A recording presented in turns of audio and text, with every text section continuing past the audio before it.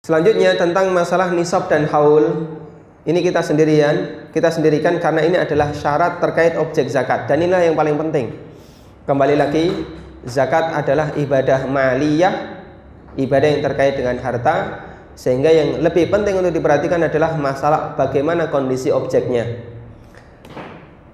Tentang dalil adanya nisab, Allah Subhanahu wa taala telah sebutkan, atau Nabi sallallahu alaihi wasallam telah menyebutkan dalam hadis riwayat Abu Dawud.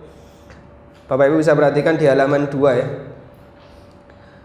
Di situ Nabi sallallahu alaihi wasallam pernah memberikan batasan, idza kanat laka mi'ata dirhamin. Kalau kamu punya 200 dirham, wa hala 'alaihal haul, dan sudah mengendap selama 1 tahun, fa fiha khamsatu darahim, maka di sana ada 5 dirham. 5 dirham dari 200 dirham itu berapa persennya? 2,5%. 2,5%. Inilah dalil tentang kewajiban zakat 2,5%. Wa laisa 'alaika syai'un ya'ni fid dhahabi hatta yakuna laka 20 dinar.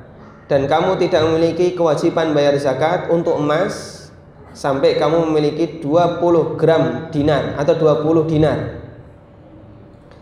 Fa idza kana laka 20 dinaron, kalau kamu punya 20 dinar dan sudah mencapai selama setahun, fa fiha nisfu dinar, maka di sana ada setengah dinar.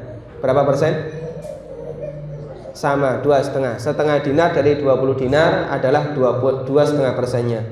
Fama zada fa bihisabi dzalika, jika ada kelebihan dari itu maka mengikuti alur perhitungannya. Dalil yang lain ini dari Aisyah dan Ibnu Umar radhiyallahu anhuma, mereka mengatakan anna Nabiy sallallahu alaihi wasallam kana ya'khudhu min kulli 20 dinaran fasa'itan nisfa dinar. Nabi sallallahu alaihi wasallam mengambil dalam setiap 20 dinar setengah dinar. Wa minal arba'in dinaran wa dinaran. Kalau sudah sampai 40 dinar, Nabi sallallahu alaihi wasallam mewajibkan zakat 2 dinar. Semuanya sama, yaitu 2,5%. Kenapa di sini perlu kita tegaskan? Ada sebagian ulama atau sebagian tokoh yang sedang memperjuangkan zakat profesi. Dan zakat profesi itu nanti salah satu konsekuensinya dia akan melanggar hadis yang kita baca tadi. Sampai salah satu di antara celah yang digunakan oleh mereka untuk membela zakat profesi, hadis ini disembelih. Jadi mereka memaksakan diri menilai hadis ini sebagai hadis yang dhaif. Dan ini hadis yang diriwayatkan oleh Abu Dawud dan Ibnu Majah. Ada satu alasan yang aneh ketika mereka menilai hadis ini sebagai hadis yang dhaif. Mereka katakan hadis tentang masalah nisab dan haul itu tidak ada di Sahih Bukhari.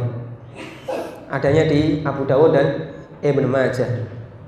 Karena tidak ada di Sahih Bukhari berarti tidak sahih. Ini kan takhrij yang lucu.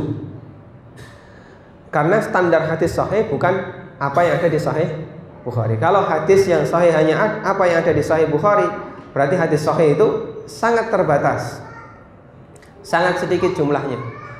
Padahal hadis Nabi sallallahu alaihi wasallam jumlahnya ratusan ribu, dan tidak ada satupun manusia yang bisa menguasai semua hadis Nabi sallallahu alaihi wasallam. Sehingga cara penilaian hadis dengan model semacam ini tidak pernah dikenal oleh seorang ahli hadis pun. Makanya ini tidak bisa diterima. Salah satu di antara tokoh yang memperjuangkan zakat profesi dan menilai hadis ini hadis dhaif adalah Dr. Yusuf Qaradawi.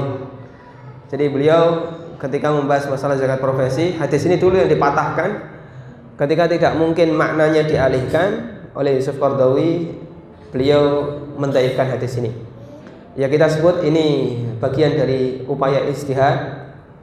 Namun sebagai muslim yang kita diajarkan oleh Allah untuk kembali kepada kebenaran, ketika di situ ada penilaian yang tidak objektif, tidak bisa kita jadikan sebagai alasan.